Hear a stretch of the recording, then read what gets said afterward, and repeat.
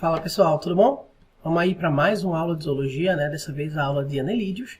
E essa aula de anelídeos, ela tem menos informações do que a aula de moluscos, tá? Por que molusco tinha tanta informação? Porque tinha uma diversidade maior. Quando você tem um grupo que tem uma biodiversidade grande, consequentemente os níveis de detalhe e informações que aparecem em provas também vêm acompanhando, né? Essa quantidade. Então, anelídeos é um grupo relativamente curto, se comparado ao anterior. A única aula que vai superar, né, a quantidade de detalhes de moluscos é a aula de artrópodes, né?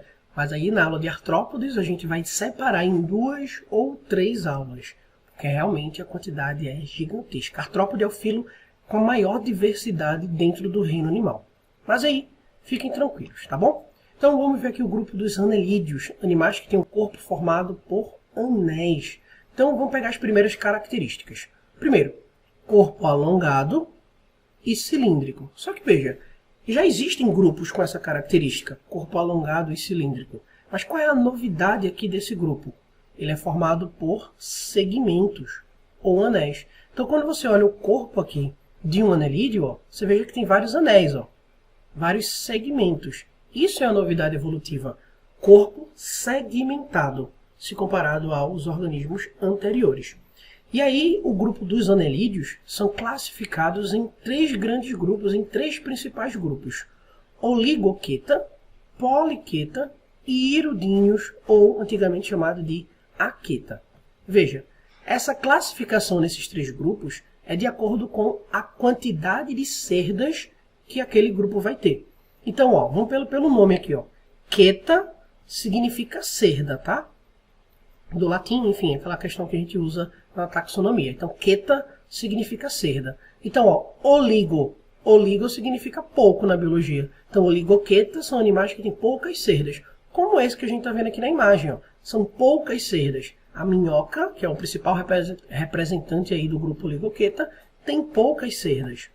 Já esses animais aqui, ó, poliqueta. Poli, muitas, várias cerdas. E aí são os poliquetas, são animais marinhos, né? A gente vai ver ali nas fotos. Já os hirudíneos, né? Eu resolvi trazer um nome que não é mais utilizado para facilitar o entendimento, né, dessa classificação. Olha, queta é cerda e A na biologia é negação. Então, ó, sem cerdas. E aí, como representante desses hirudíneos, né, desses aquetas, a gente tem os sanguessugas. Então, a gente vai conhecer um pouquinho, né, de cada um desses grupos e depois ver as características anatômicas e fisiológicas dele. Então, primeiro a gente vai ver a classificação, para poder a gente entender a diversidade desse grupo. Então, ó, classe oligoqueta, poucas cerdas, como a gente viu, principal representante as minhocas, né? E essas minhocas, eu gostaria de deixar aqui registrado, porque já caiu prova na UPE, até no Enem sobre isso daqui. As minhocas, elas vão apresentar um importante papel ambiental. Essas minhocas, elas vão apresentar uma função de reciclagem de matéria orgânica, reciclagem de substâncias que são encontradas na natureza, fazendo parte, inclusive, da decomposição dessas substâncias, desses materiais orgânicos. Então, ela recicla materiais orgânicos do solo, contribuem para a fertilização do solo, isso a gente vai falar um pouquinho mais para frente. O famoso humus de minhoca, né? O que é o humus de minhoca? São as fezes da minhoca. Então, o papel importante da minhoca é que ela vive no solo e que ela faz cocô naquele solo. E esse cocô ele é extremamente rico e fundamental para o crescimento de plantas naquele determinado local. E além disso, essas minhocas elas promovem uma aeração do solo. Elas vão cavar aqueles túneis e esses túneis vão permitir a passagem de ar dentro do solo, fazendo com que as raízes das plantas possam respirar. Solo compactado demais, né, solo encharcado demais, não é legal para as plantas. Pode provocar a morte e o mau desenvolvimento daquelas plantas. Então, a partir do momento que você tem minhocas em um determinado local, vai promover a fertilização daquele solo, a formação de túneis para a entrada de ar e esse ar entrar em contato com as raízes para fazer a raiz respirar, entre aspas. Tudo bem? O próximo grupo, o grupo 2, poliquetas. E aí, diferentemente do grupo dos oligoquetas, né, a oligoqueta tem um representante com um nome popular, minhoca, né? Poliqueta não tem um representante popular com um nome assim, que é conhecido, é poliqueta. E o nome popular também é poliqueta, são os poliquetos. né, que a gente chama. Então esses animais eles são caracterizados por ter muitas cerdas. E você consegue observar isso olhando nessas imagens, né? Então tem muitas cerdas, essas cerdas, né, tem uma composição de quitina. Então essas cerdas são encontradas em grande quantidade quando você compara com a minhoca. Na verdade, quando você olha a minhoca, né, assim de longe, parece que ela não tem cerdas, né? Mas é porque a gente não consegue enxergar direito essas cerdas, essas poucas cerdas que tem nas minhocas. Mas aí quando você passa o dedo na minhoca, você vai encostando, né? Você consegue sentir a presença dessas cerdas. Aqui nos poliquetos já é algo mais visível, né? A gente consegue facilmente verificar essa grande quantidade. Nesse grupo também existem estruturas chamadas de parapódios, segmentos laterais, né? Isso aqui é um parapódio, ó, onde esses parapódios eles vão conter essas cerdas. Né? Então, parapódios, pelo nome, né, são parecidos com pés, semelhantes aos pés, onde nesses parapódios a gente encontra essa grande quantidade de cerdas. Na cabeça desses poliquetas, né, aqui ó, você pode ver nessa imagem a cabeça de um poliqueta. Na cabeça desses poliquetas existem vários apêndices sensoriais. Apêndices que eles vão conseguir detectar, como eu posso dizer, a composição química do ambiente, né, a composição química da água, já que poliquetos você encontra em ambientes marinhos, detecção de predadores, de presas. Então, esses apêndices sensoriais eles podem ser classificados em palpos, tentáculos ou até mesmo as cerdas, beleza? Já a classe Hirudínea ou classe Aqueta são animais que não vão ter nem cerdas nem parapódios. São os mais lisos possíveis. E os principais representantes desse grupo aqui são os sanguessugas. A diferença desse animal para os outros dois grupos é que o corpo desses animais ele é ligeiramente achatado dorsoventralmente. Então, poliquetas e oligoquetas têm um corpo cilíndrico. Os hirudíneos também têm um corpo cilíndrico, só que ligeiramente achatado. Por isso que esse grupo ele é considerado, né, um grupo mais complexo dentro dos anelídeos, por conta desse achatamento, essa evidência evolutiva, né, desse achatamento do corpo. Ele apresenta também duas ventosas para fixação. Aí você olhando essa imagem, ó, isso aqui é uma ventosa, isso daqui é uma outra ventosa para se fixar. Né? Tem a ventosa posterior e a ventosa anterior. A função dessa ventosa, né, principalmente a ventosa, essa daqui, ó, da qual ele vai sugar o sangue, onde a gente encontra a boca do animal, essa ventosa vai perfurar a pele do animal sem causar dor. E por que ele não causa dor? Porque na boca desse animal existem glândulas salivares com uma substância que é anticoagulante e também uma substância que é anestesiante. Então, quando ele morde a pele do animal, você não sente. Então, às vezes acontece de você, das pessoas mergulharem em determinados rios que têm sanguessugas, não perceber que esse sanguessuga mordeu a sua pele e só perceber quando sai. Aí quando você sai da água, está com o seu corpo, né, cheio desses sanguessugas. Isso é uma característica que também é uma característica evolutiva desse grupo, porque imagina, se esse sanguessuga não tivesse essa substância que evitasse a coagulação do sangue, que evitasse a dor do animal, facilmente o animal iria perceber que tinha um sanguessuga grudado nele, iria remover e aquele animal ia morrer, porque ele se alimenta de sangue. Então é uma estratégia evolutiva aqui. Essas substâncias que são anestésicas, né? Exatamente para passar despercebido e ele conseguir se alimentar. Tá? Então, somente quando o animal vê, ele tira aquele sanguessuga, mas aí ele já consumiu sua cota de sangue e vai conseguir se reproduzir com outros sanguessugas e deixar descendentes. Beleza? Bom, então deixando essa classificação de lado, são só essas três classes mesmo, tá? São as classes mais importantes, as mais comuns, principalmente em provas. Bom, agora a gente vai ver a questão da anatomia e fisiologia. Primeiro, características anatômicas gerais, né, que a gente vê que elas vêm aparecendo ao longo das outras aulas, para depois a gente ir para os sistemas mais específicos. Então veja, simetria bilateral, né, esse conceito aqui a gente já viu, onde o corpo do animal é dividido em duas partes. São animais triblásticos, né, que apresentam aqueles 3 folhetos embrionários.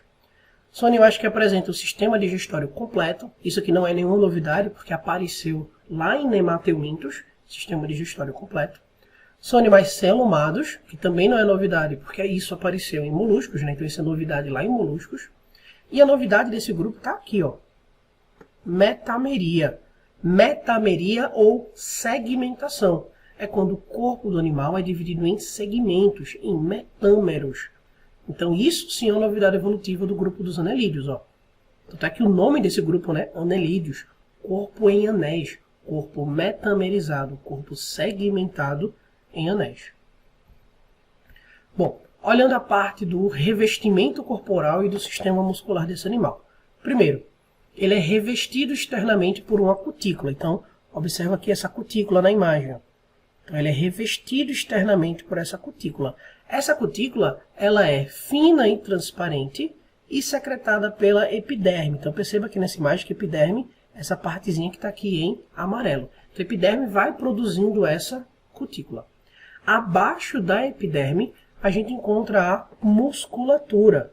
E é essa musculatura que será responsável pela movimentação do animal. Beleza? Daqui a pouco eu vou falar um pouquinho mais sobre essa musculatura. Existe também uma estrutura, né, que a gente vê principalmente quando a gente olha as minhocas, né, que é a presença de clitelo. Clitelo é aquele metâmero mais dilatado. Né? Então imagina, você tem o corpo aqui de uma minhoca, né, um corpo segmentado, né, formado por anéis, só que aí vai ter um segmento que é um pouco maior se comparado aos outros. Tem vários segmentos aqui, mas aqui nesse caso tem um segmentozinho maior. Esse segmento maior é o clitelo. O que é esse clitelo? Esse clitelo, né, ele é importante para a formação de um casulo após o período de reprodução. Né? Tipo, você tem uma minhoca, né, vamos usar a minhoca como exemplo, que é mais fácil da gente visualizar. Você tem uma minhoca que está no período reprodutivo amadurecido. Quando essa minhoca está no período reprodutivo amadurecido, né, pronto para realizar a fecundação, esse clitelo ele é formado, né, ele forma uma estrutura que é um casulo, e dentro desse casulo vai acontecer a fecundação do zigoto. Os espermatozoides serão colocados nesse casulo, os ovócitos serão colocados nesse casulo, tem a formação do zigoto e, consequentemente, depois vem a formação, né, de uma estrutura onde vai ficar esses ovinhos esperando a eclosão. Na parte de reprodução eu vou voltar a falar disso daqui. Voltando para a musculatura. Em cada segmento desse daqui, né, em cada metâmero, em cada segmento, em cada anel, existe musculatura. Uma musculatura interna e uma musculatura externa. A musculatura externa é essa musculatura aqui circular, que é essa primeira camadazinha daqui, tá vendo? Deixa eu botar outra cor. Musculatura circular é a musculatura externa. Essa função a função, né, dessa musculatura circular é alongar o segmento. Então, quando o anelídeo está no processo de locomoção, ele vai alongar, vai se esticar por conta da musculatura circular, da musculatura externa. Quando esse anelídeo ele vai se contrair, né, ele vai encurtar aquele segmento, quem faz isso é a musculatura interna. Então, veja, a musculatura circular tá dessa forma daqui, né, circulando, né, por isso que é circular, e a musculatura interna é longitudinal, ela é assim, ó. E essa musculatura longitudinal é fundamental para ter a contração desse segmento. Em relação ao sistema digestório. Bom, como a gente já viu, o sistema digestório ele é completo. Então forma aqui, deixa eu botar outra cor. Forma aqui, ó, a boca e o ânus, lá para trás.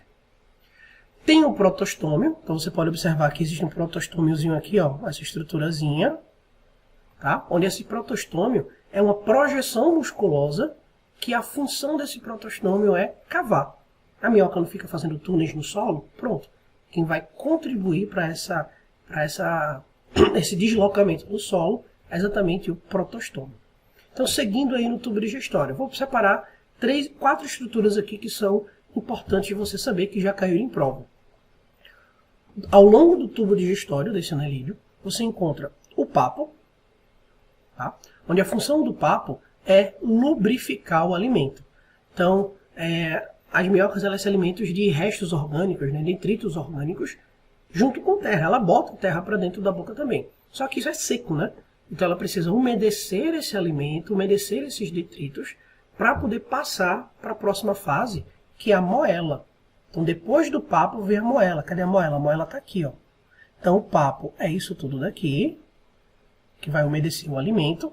A moela, vou colocar em verde, a moela vai estar aqui,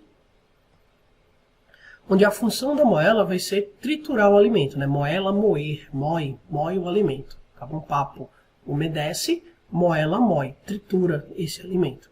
Depois que esse alimento está umedecido e triturado, ele vai avançar, né, para o intestino daquele animal. Está aqui o intestino, né? Vou botar em roxo. Está aqui o intestino daquele animal. Ao longo do intestino daquele animal, você pode encontrar os secos intestinais. São essas estruturas aqui, ó.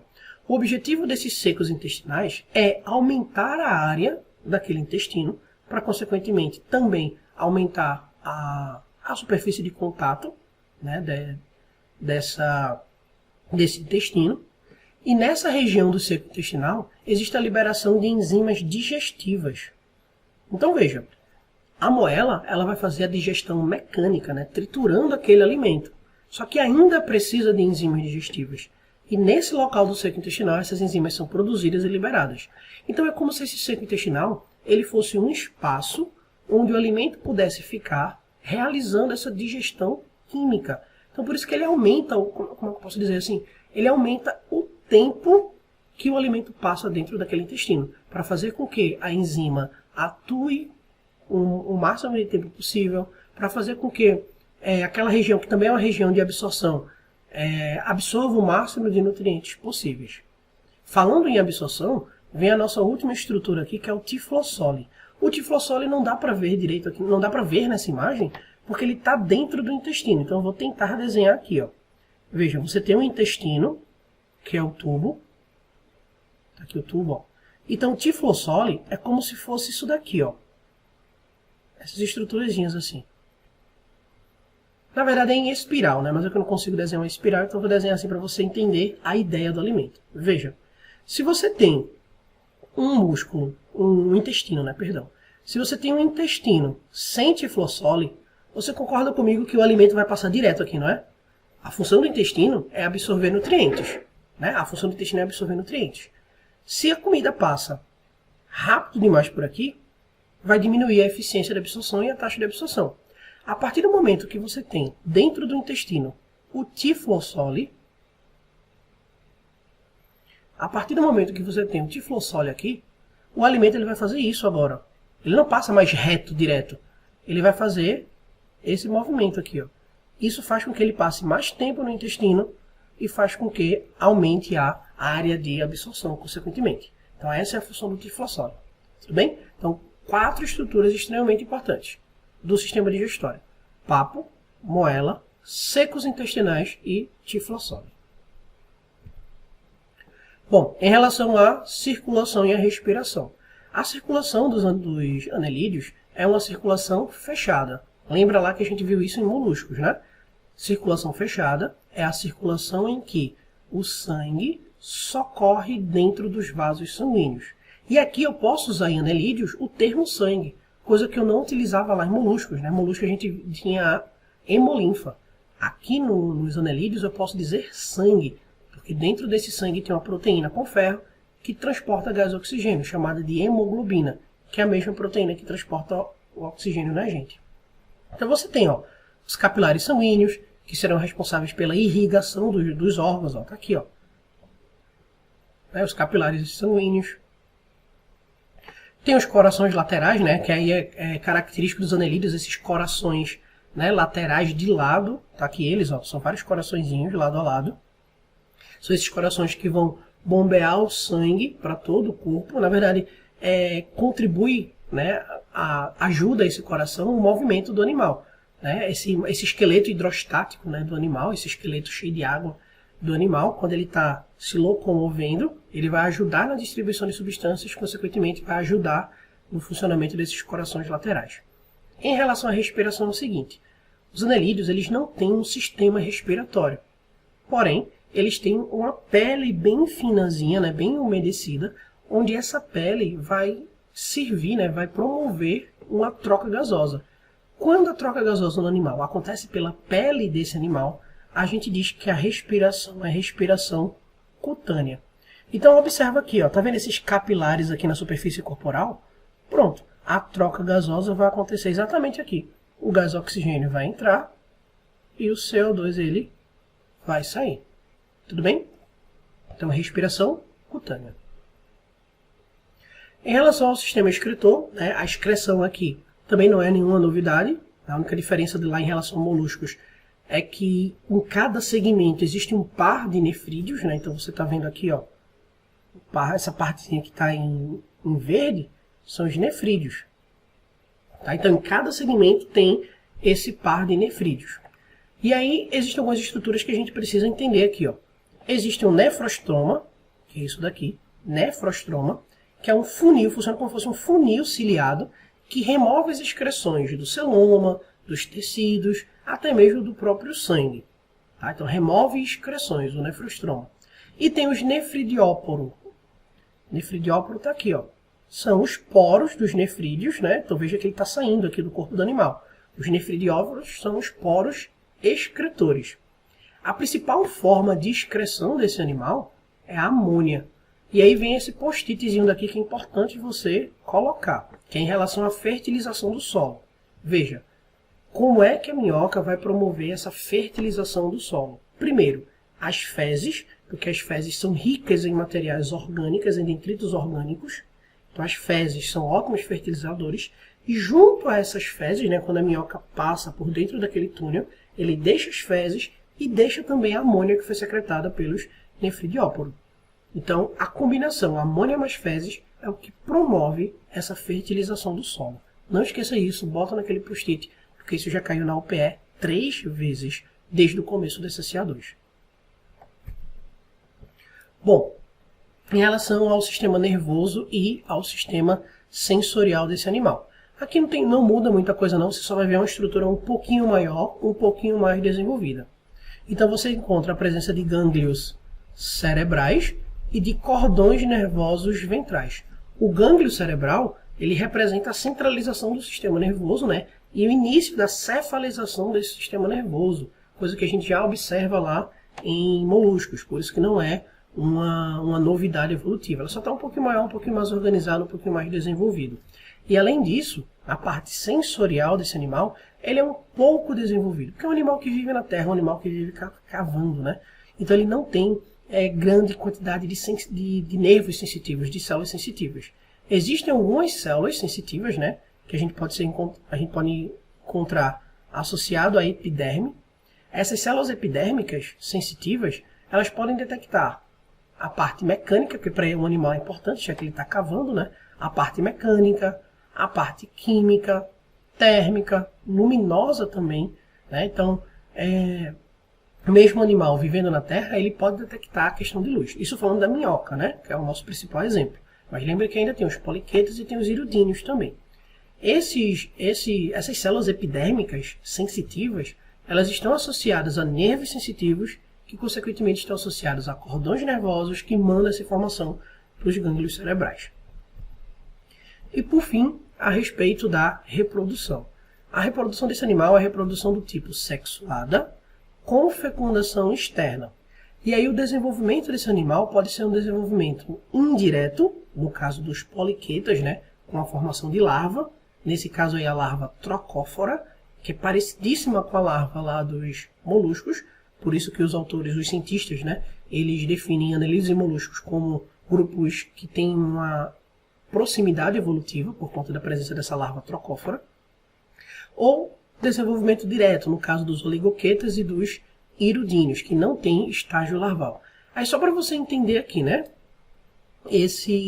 a parte reprodutiva desse animal. Observe que você encontra aqui, ó, testículos e ovários. Então esse animal, ele é um animal hermafrodita. Mesmo sendo animais hermafroditas, eles preferem realizar a fecundação cruzada. Por quê? Aumento da variabilidade genética. Então tá aqui, ó. Então você vai ver, ó, lembra que eu falei do clitelo? Tá aqui o clitelo, ó. Então você vai ter esse clitelo aqui desse animal e esse clitelo aqui desse animal. Então esse animal está fecundando esse e esse animal está fecundando esse, ó. Então veja que os dois animais são fecundados ao mesmo tempo. Dá uma olhada nessa imagenzinha daqui, ó. Então existe o receptáculo seminal, que é o que vai receber, né, os espermatozoides, vai receber aí os ovócitos. Aí aqui dentro desse vacúolo vai ter a formação do zigoto, tá vendo? Ó? Tem a fecundação. E esse casulo que foi produzido aqui. Esse casulo estava aqui em cima, ó, do clitelo. E aí esse casulo, após a fecundação, ele vai escorrendo do corpo do animal até formar essa estrutura daqui, cheinha de ovos, e que depois de um determinado tempo você vai ter a formação dessas minhoquinhas jovens aqui, né? E aí reinicia o ciclo. Então veja, o clitelo é um local onde vai produzir o casulo, onde dentro desse casulo vai ser o local de fecundação. Após a fecundação, esse casulo escorre pelo corpo do animal e fica no ambiente. Ele deixa esse casulo ali cheio de ovos. Esses ovos eclodem, formam novas minhocas e o ciclo se reinicia. Tudo bem? Enfim, essa foi a nossa aula de anelídeos, né? É uma aula, como eu falei, relativamente curta se comparada, tem muita informação de qualquer forma, mas é curta se comparada à diversidade que a gente vê lá em moluscos, beleza? Então, estudem aí o material, vejam os slides que estão na sala de vocês, vejam as questões, tirem as suas dúvidas comigo no privado, ou então aguarde para a nossa aula lá ao vivo de Tira Dúvidas. Nosso próximo assunto é artrópodes. Nesse grupo dos artrópodes eu acho que eu vou dividir em 2 ou em 3 aulas, eu estou planejando ainda. Tudo bem, pessoal? Beijo no coração, até a próxima.